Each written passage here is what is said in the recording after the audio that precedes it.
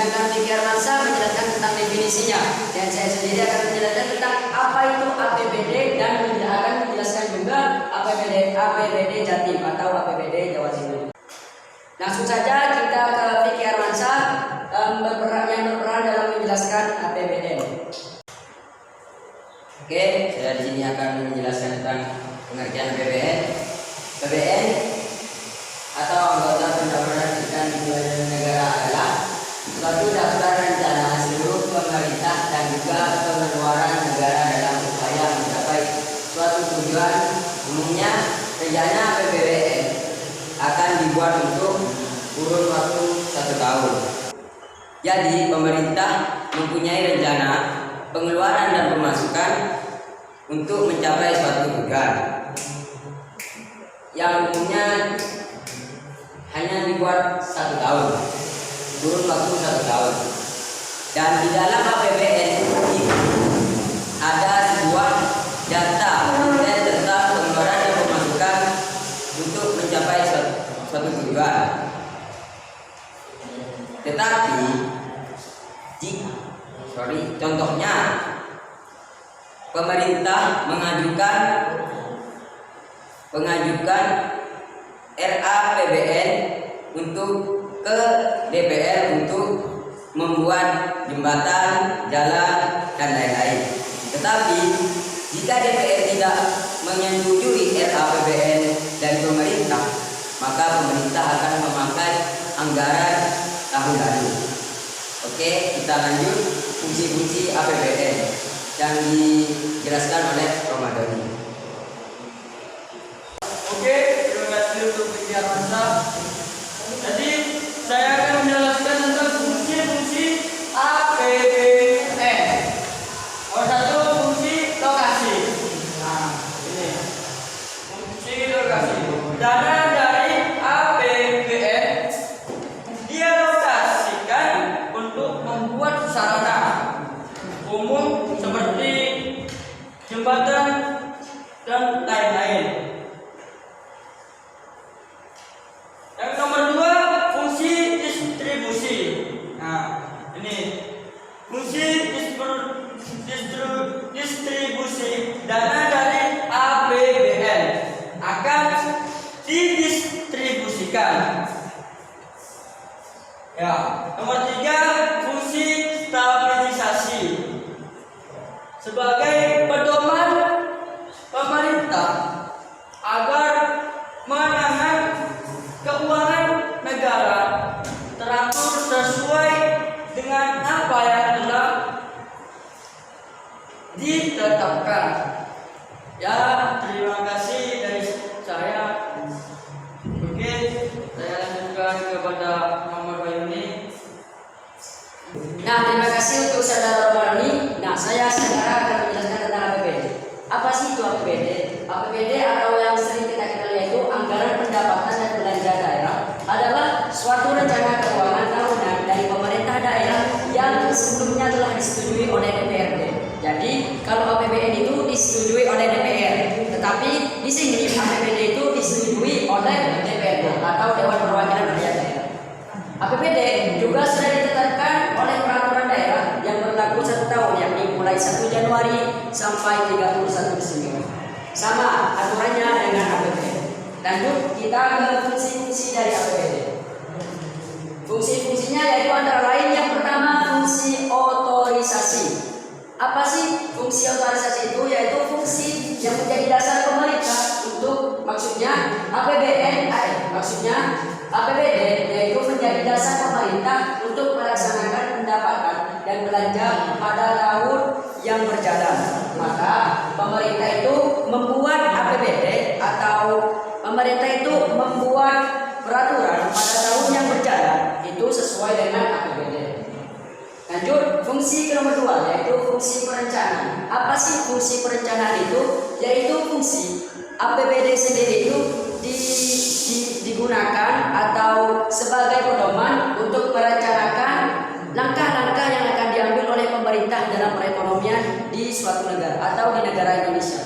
Di negara Indonesia pastinya. Jadi APBD itu dijadikan suatu pedoman untuk merancang sebuah rancangan atau tujuan masa yang akan datang seperti itu.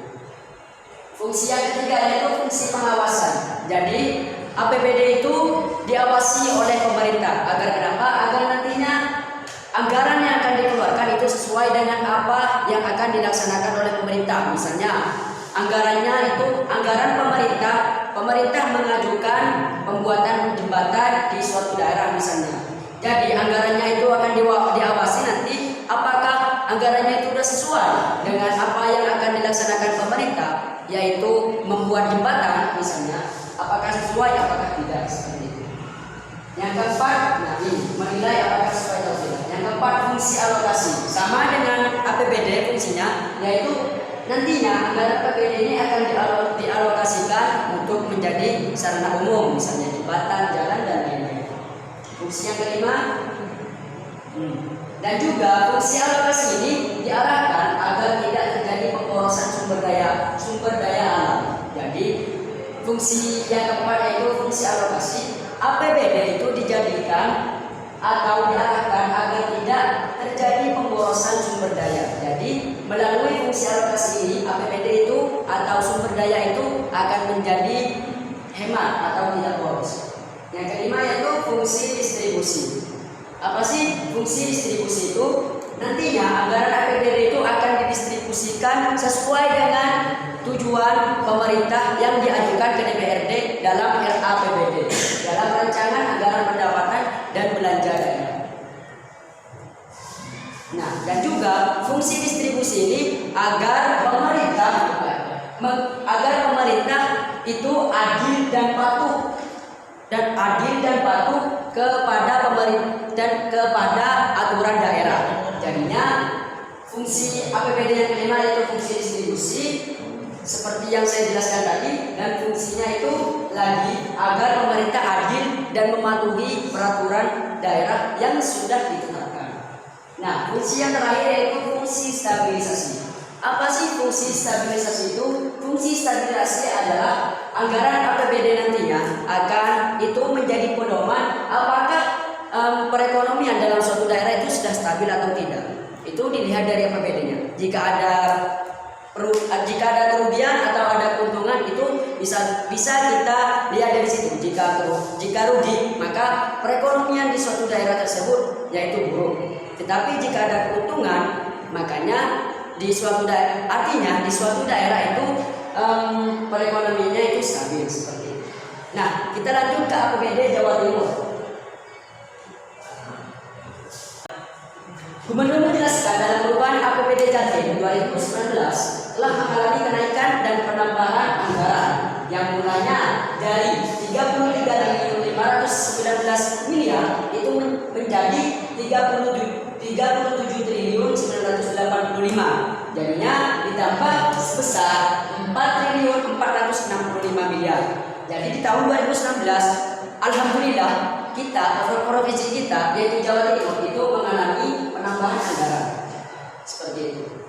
Nah, sekarang ini tabel APBD Jatim pada tahun 2020. Nah, di sini pendapatan daerahnya yaitu 33.028 miliar 697 juta 94.110 rupiah, yaitu pendapatan daerahnya atau sekitar 33 triliun lebih lah.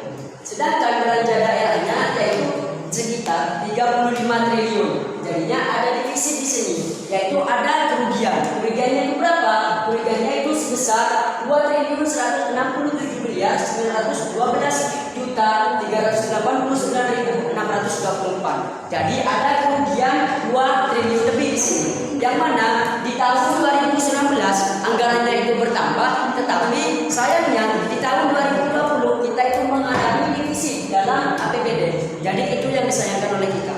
Mari kita gunakan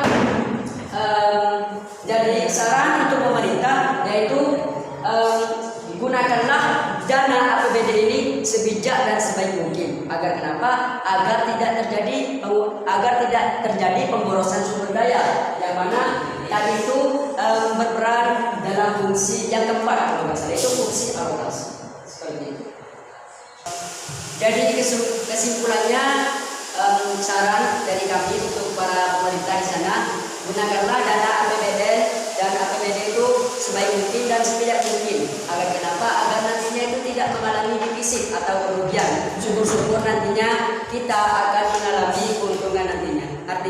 belanja daerah yang dikeluarkan oleh daerah tersebut tidak melebihi dari pendapatan daerah yang diterima dari anggaran APBD. Seperti itu. Sekian penjelasan dari kami. Kami dari kelompok 1 undur diri. Assalamualaikum.